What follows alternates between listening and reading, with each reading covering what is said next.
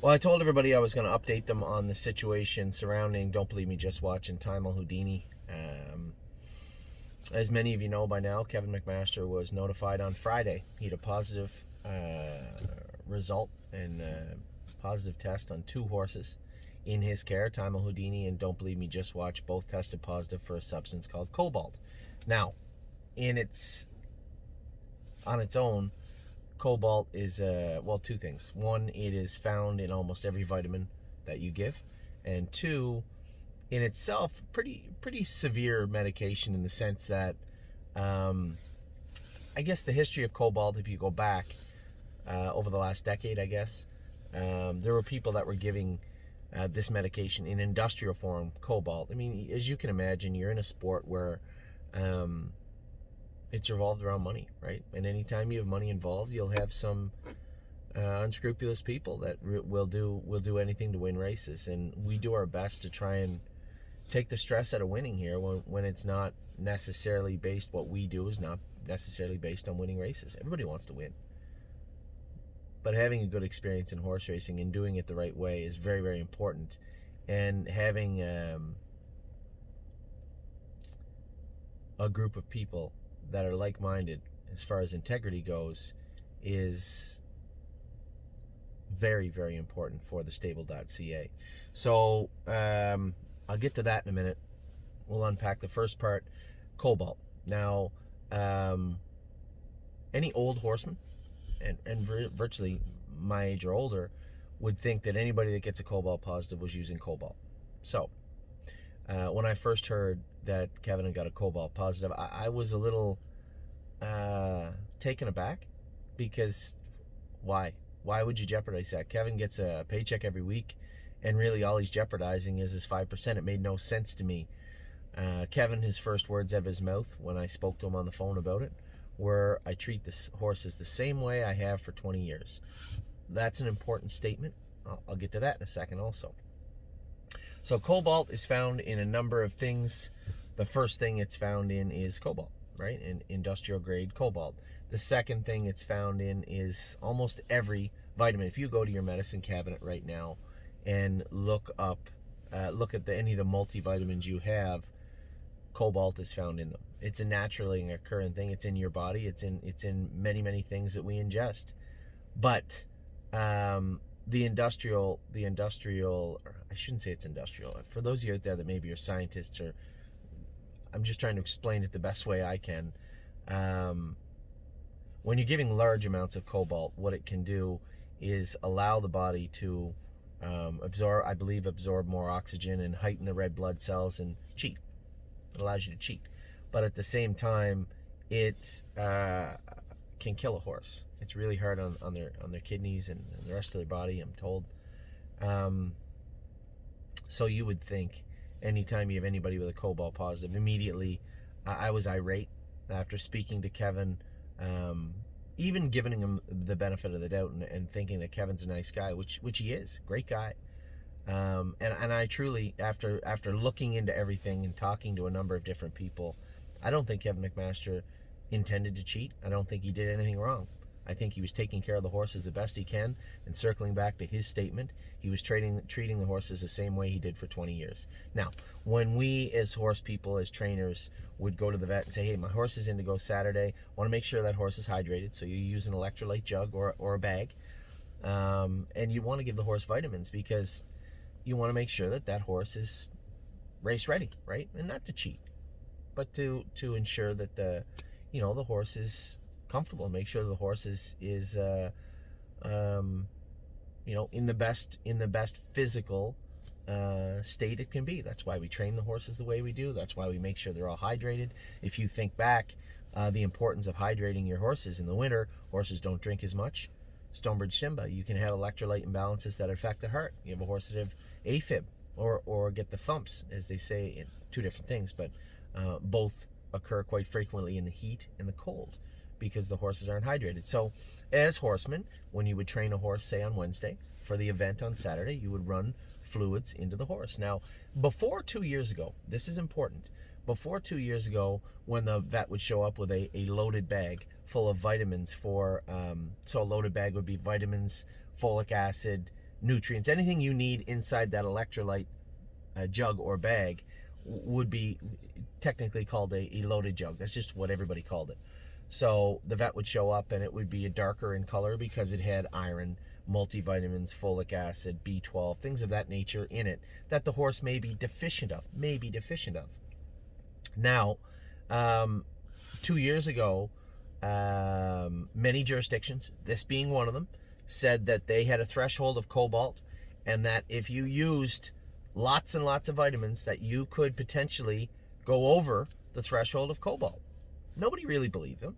They thought it was a shot across the bow for cheaters that were using cobalt.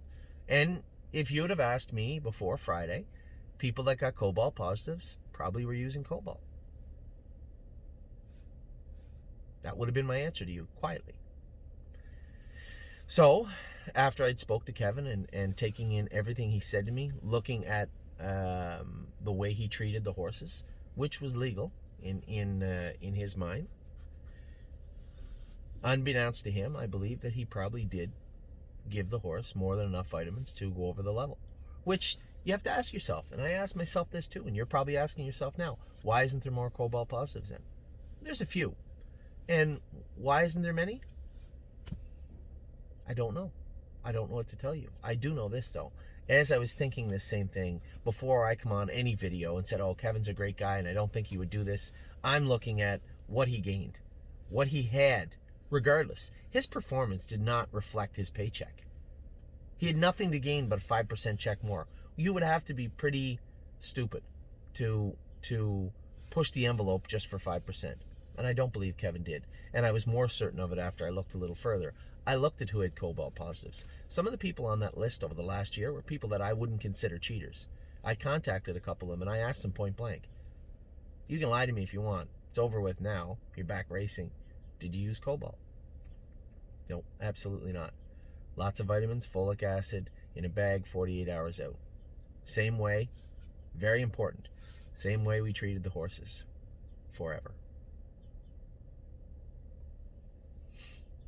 I went further.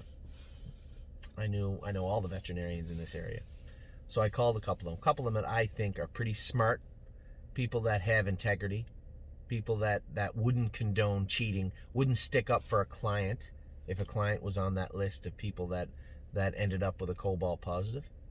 People that I could trust.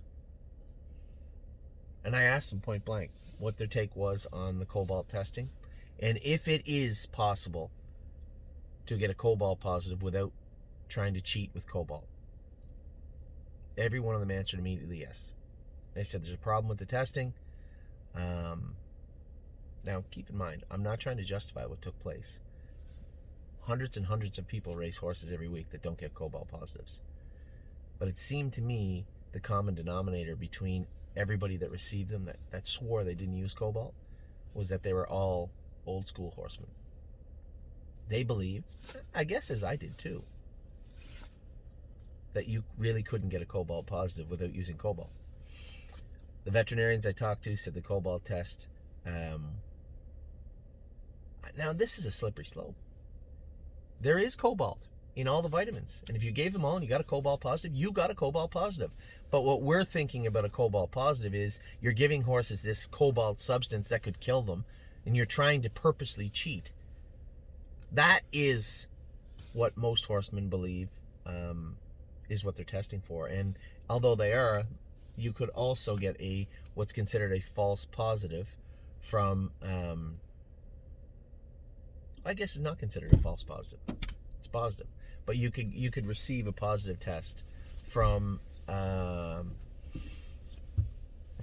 vitamins. So, sit down, buddy. So, after talking to Kevin, after doing a little research on my own, after talking to people that actually have received cobalt positives, people that I don't consider cheaters, and after talking to the veterinarians, well-respected veterinarians in this area, I myself believe that Kevin Mcmaster didn't intentionally, maliciously treat any horses to cheat. Nevertheless, the bigger picture at hand here is the integrity of the stable.ca. When I hired all the trainers, I made it very clear, I told them all, if you get a positive test, you will be fired immediately. Now, obviously, Kevin was going to leave. He was embarrassed. very upset over the whole thing, but there has to be consequences and accountability when something like this takes place. Kevin Mcmaster might have been the trainer, but make no mistake, the integrity of the stable.ca is called into question when this happens. There is people right now on social media ripping us apart. I'm not going to answer those people. I'm not going to talk about it. I'm not going to make a press release. At the end of the day, something happened that was unfortunate, something I believe that was a mistake. And truthfully speaking, I would hope all our clients and the people that do business with us and the people in our industry understand the same thing. If there is a barn on planet Earth that would not put the stress on an everyday trainer to win races at all costs, it is this one. And that is, I believe, the deciding factor behind the decision that I made. Now, this decision does not affect Kevin's employment. He doesn't work for us anymore. He can't. There, as I said, mistakes are not. A positive result of a test is still a positive test, and Kevin understands that, and I hope everybody else does also. So this isn't me saying I don't think it's fair. This isn't me saying I'm going to hire a lawyer and fight it. Not. There's no way for anybody to prove that Kevin Mcmaster didn't cheat. There just isn't. But when I compile all the facts and I look at them as objectively as I can, I don't believe he did. So, moving forward, that I had a lot of clients that had asked me, Anthony, did Kevin cheat? Why? What happened with the horses? Why would he give this substance? He didn't give any substance. Well, I shouldn't say that. He gave the same vitamins he's always been given. And a very good question would be, why didn't he have any positives before? We don't know what his level is. The level could be just above. Maybe that particular horse, that particular day, after that particular training trip, the level of cobalt in his blood, urine, whatever, was just a tick over what it could have been. So, a very, very unfortunate situation. I was going to talk about this in my videos, but I'm not. I'm going to post this video separately because it is a chapter I want to close. It is a chapter we're going to have to put behind us. For those of you out there that really didn't know what had happened and really called into question the integrity of the stable, I hope this answers your questions. For those of you out there that were looking for answers, what could possibly cause that? Again, I hope I've answered your questions. All the questions you have, I had over the last 48 hours. I think I've investigated it to the point where I'm comfortable in saying that I don't believe Kevin meant to cheat. I don't believe he meant to break the rules, but they were broke.